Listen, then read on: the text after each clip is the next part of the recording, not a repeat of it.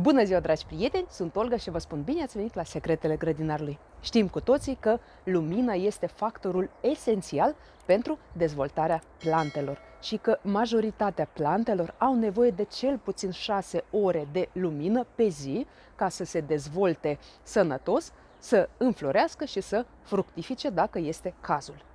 Un exemplu foarte bun sunt roșiile.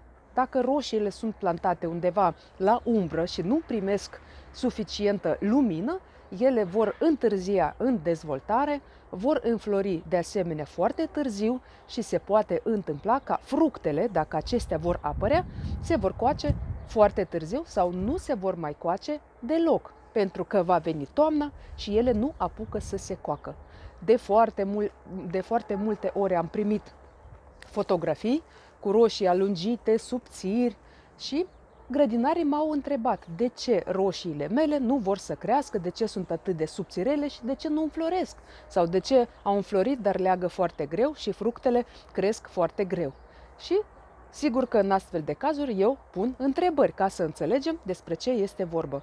Și la cum arată roșiile, normal că îmi dau seama că este vorba de lipsă de lumină sau lumină insuficientă. Și atunci întreb unde sunt plantate aceste roșii. Așadar, roșiile nu vor crește în niciun caz la umbră. La semi-umbră pot crește câteva varietăți, câteva soiuri de roșii, în special sherry, pot crește undeva la umbră sau roșii pitice care se cultivă de obicei în ghivece, în general în containere. Ele pot crește, pot fructifica, cu siguranță recolta nu va fi maximă, dar ceva putem obține în astfel de cazuri. Dar totuși sunt alte plante care se simt mai bine decât roșiile și suportă mai bine umbră. Dar înainte să trecem la enumerarea acestor plante, trebuie să înțelegem. În general, nu există plante iubitoare de umbră. Sunt plante care tolerează umbră sau plante care suportă umbră. Și, în general, dacă aveți locuri în care soarele nu ajunge niciodată sau ajunge doar o oră, două pe zi sau perioade foarte scurte, în astfel de locuri cu siguranță nu va crește nimic. Poate ați observat că nici buruienile nu vor să crească în astfel de locuri. Dacă totuși aveți locuri în care aveți lumină de la 3 la 6 ore pe zi, atunci este puțin altă treabă, cum se spune, pentru că în astfel de locuri totuși putem reuși să cultivăm câte ceva și să avem recolte bunicele. Așadar, iată câteva plante decorative care pot crește la semi-umbră. Dacă vorbim de flori, aici florile de nu mă uita, ele se descurcă foarte bine la umbră și de obicei ele sunt plantate în livezi, sub pomi, atenție, ele sunt foarte invazive, tocmai de aceea dacă ați ales un loc pentru aceste flori, alegeți un loc unde nu veți mai planta altceva, pentru că ele fiind foarte invazive vor ocupa foarte repede un spațiu destul de mare. Florile de nu mă uita, de regulă înfloresc primăvara, arată foarte bine, sunt foarte finuțe, culorile pot fi de albastru deschis, alb sau roz și de obicei arată foarte bine pentru că ele cresc ca un covor și acoperă solul aproape în totalitate acolo unde cresc ele. Așadar, pe primul loc, florile de nu mă uita.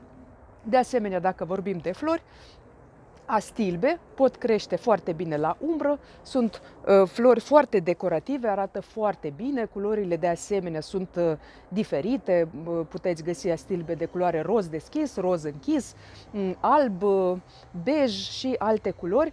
În ziua de azi există foarte multe soiuri și puteți găsi orice culoare doriți dumneavoastră. Astilbele sunt foarte frumoase, sunt din punct de vedere estetic, arată foarte bine și suportă foarte bine umbră, semi-umbră. Și de asemenea, dacă vorbim de aceste plante decorative, cu siguranță să nu uităm de hoste. Hosta este o plantă decorativă în care unele soiuri chiar și înfloresc, dar ele sunt cultivate pentru frunzele lor decorative. Hosta există foarte multe varietăți de hostă și culorile frunzelor de asemenea diferă, poate fi un verde cu galben, poate fi un verde închis, poate fi un verde cu dungi, poate fi un albăstrui, poate fi un gri metalizat. Sunt foarte multe varietăți de hostă, sunt foarte multe soiuri și hibrizi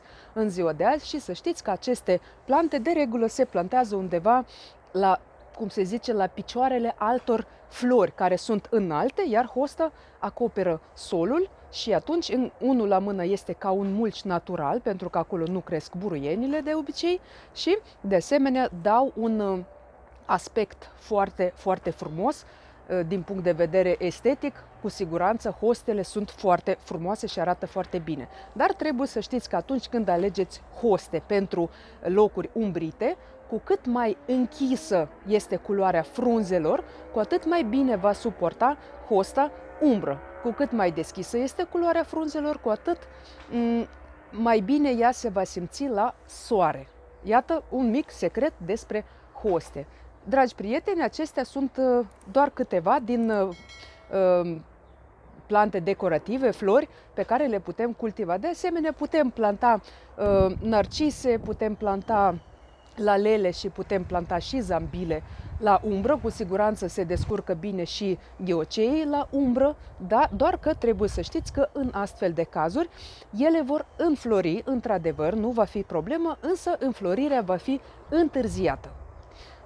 Așa că dacă ați ales să plantați aceste flori de primăvară, care se mulțesc prin bulbi, dacă le plantați undeva la umbră, trebuie să știți doar că trebuie să avem răbdare cu ele, pentru că ele vor înflori puțin mai târziu în cazul acesta. Dacă le plantați la soare, cu siguranță ele vor înflori cu vreo 2 săptămâni mai devreme. Dar puteți să le plantați la umbră și vă veți bucura de asemenea de înflorirea lor.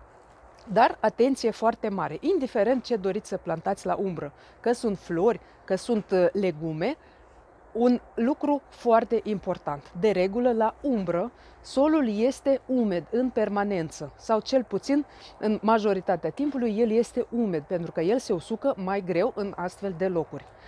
Trebuie să aveți grijă ca solul dumneavoastră să fie cât mai bine drenat, pentru că dacă aveți un sol greu, dacă aveți un sol lutos, și este și umbra, acesta este extrem de greu, multe plante suferă din această cauză. Dacă ele se descurcă bine la umbră, totuși, în cazul în care rădăcinile lor se află într-o umiditate permanentă și un sol greu care le apasă rădăcinile, acest lucru poate provoca chiar și suferința plantelor, poate chiar și plantele pot muri sau ele vor suferi și acest lucru se va reflecta negativ cu siguranță asupra recoltelor pe care le vom obține. Așadar, dacă avem astfel de locuri, trebuie să avem grijă ca solul nostru să fie cât mai ușor, cât mai afânat și să nu fie foarte greu și tasat. Iată, aceasta este condiție pentru orice plante dorim să plantăm la umbră. Și acum trecem la legume sau plante comestibile, pentru că printre aceste plante sunt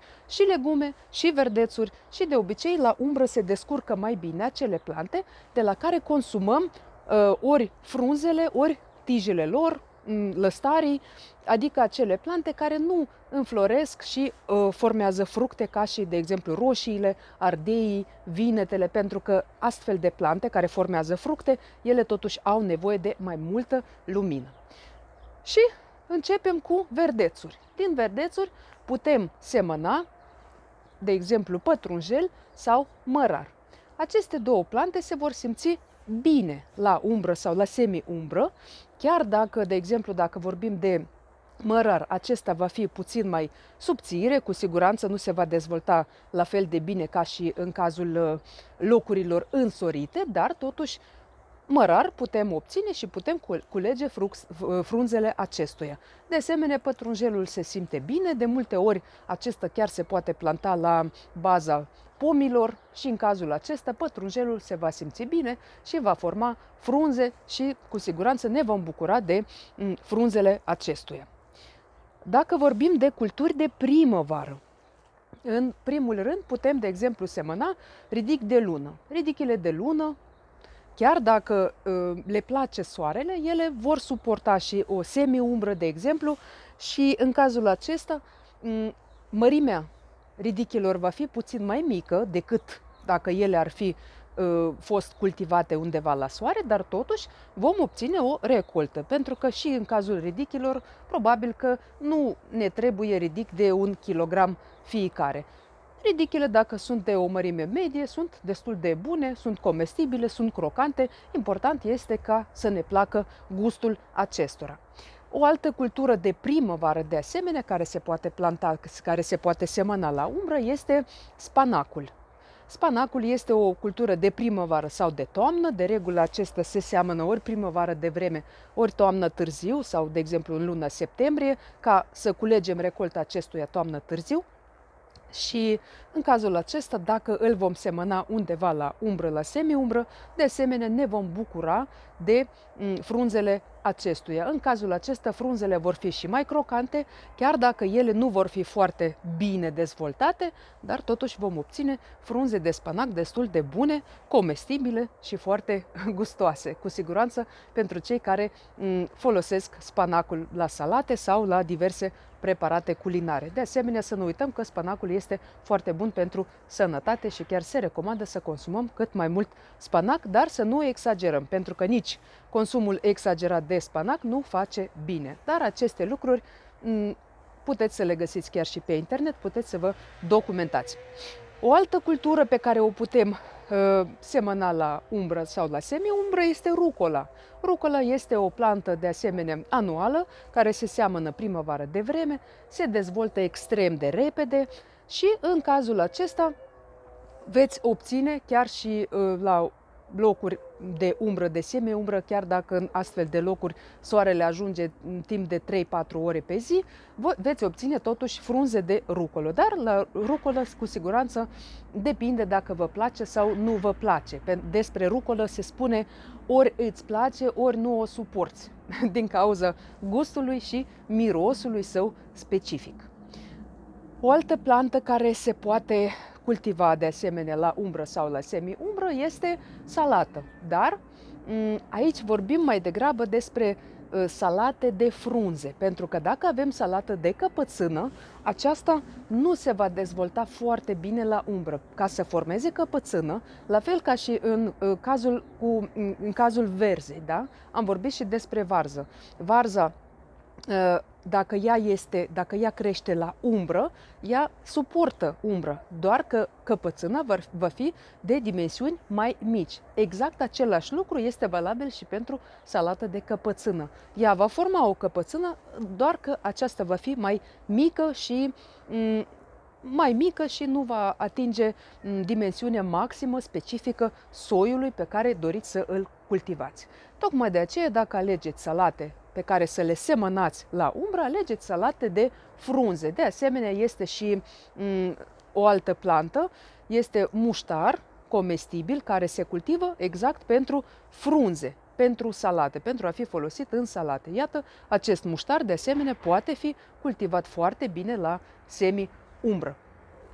Alte plante care pot crește la semi-umbră sau la umbră sau la semi-umbră sunt din familia vărzoase. Iată, am vorbit mai devreme despre varză de căpățână și am spus că da, într-adevăr, dacă doriți, puteți să o cultivați la semi-umbră, în cazul acesta doar că căpățâna va fi mai mică.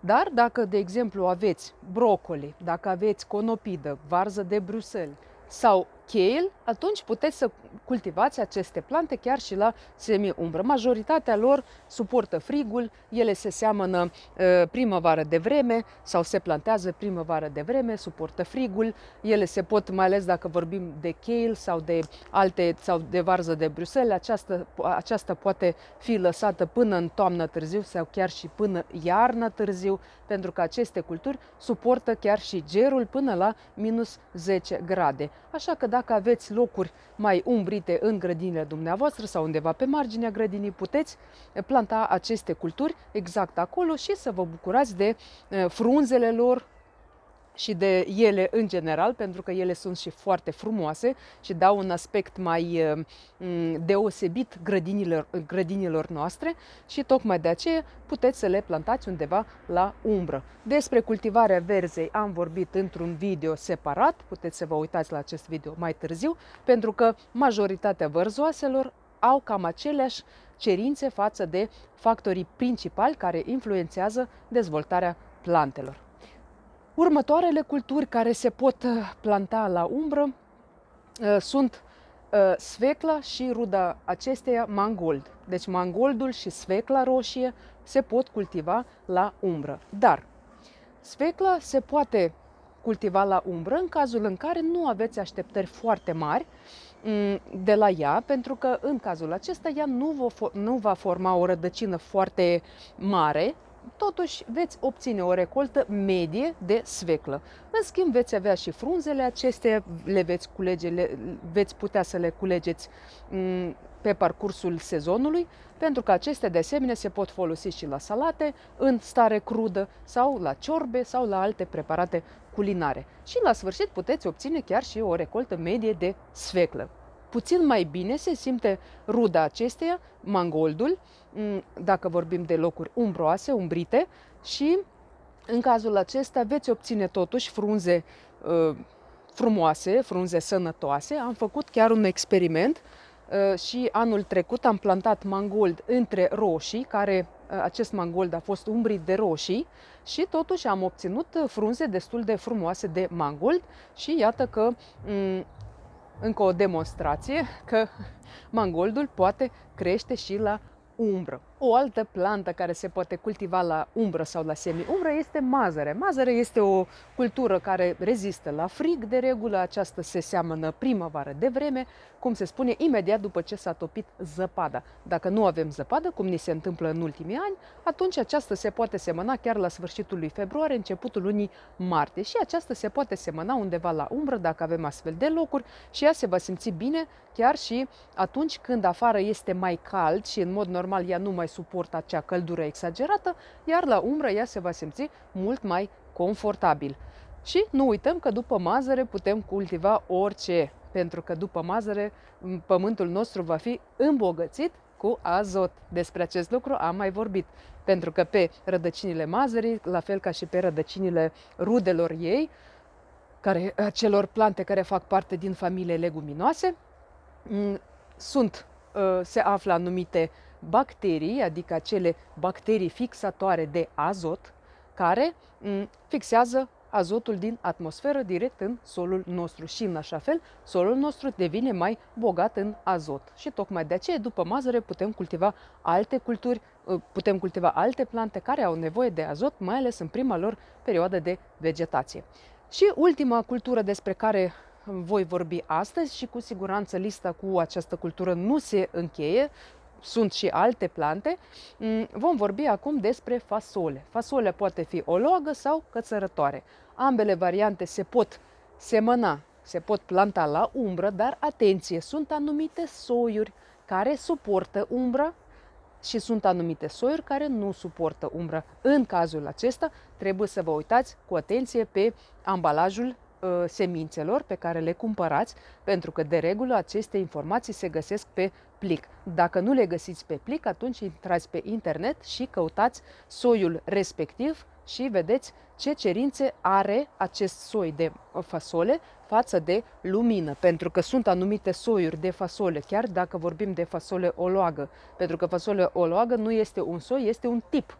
Adică, așa cum vorbim despre fasole, după tipul ei de creștere. Și fasole oloagă poate fi de mai multe soiuri. Și, la fel, dacă vorbim și de fasole cățărătoare. De asemenea, trebuie să vă interesați înainte să o plantați la umbră, pentru că iată că acum ceva timp am primit un mesaj de la o doamnă care a spus că a încercat să cultive fasole la semi-umbră. Nu știu cât de semi-umbră a fost, pentru că nu am întrebat-o despre aceste detalii, nu știu câte ore de lumină au fost în acel loc, dar a spus că ea nu a fructificat deloc în acest caz, în cazul acesta, așa că trebuie să vă interesați foarte bine. Și în general, despre orice cultură vorbim, nu toate soiurile sunt anumite plante care există soiuri rezistente la umbră, există soiuri care nu rezistă la umbră. Aceste lucruri le puteți afla, așa cum v-am spus, ori direct la producător, ori pe plic, ori la distribuitor.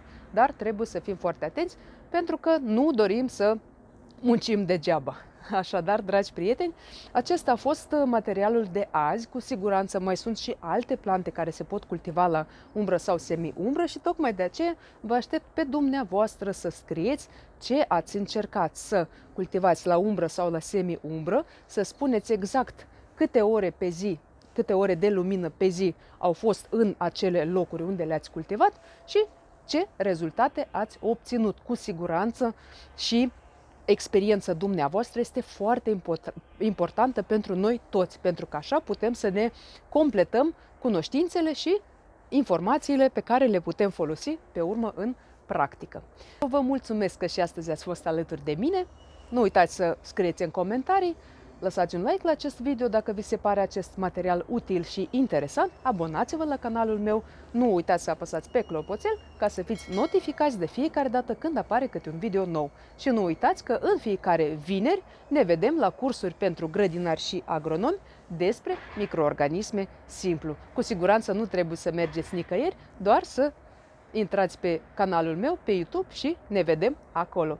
Iar eu vă doresc sănătate, spor în toate și recolte cât mai bogate. La revedere!